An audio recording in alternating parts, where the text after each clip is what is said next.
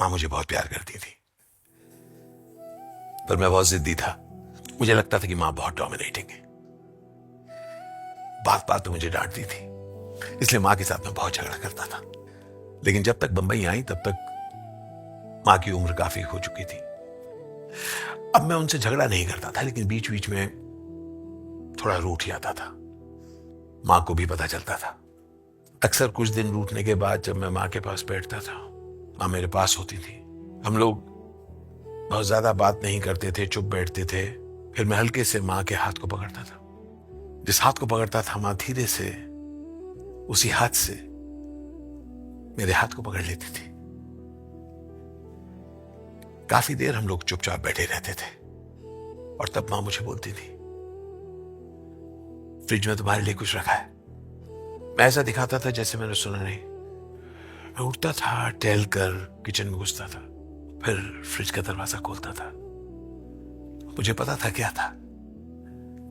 एक special stainless steel की बरनी थी। मैं उस बरनी को खोलता था। उसमें मेरी फेवरेट मिठाई थी, बेसन के लड्डू, मां के बनाए बेसन के लड्डू। मैं किचन में ही बैठकर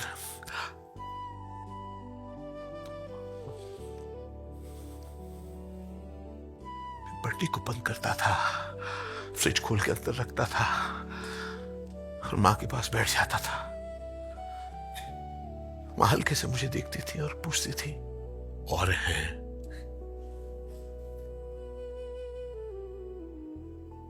पता नहीं क्या, बेसन के लड्डू तो और भी कई जगह मैंने खाए हैं, पर वो और भी है,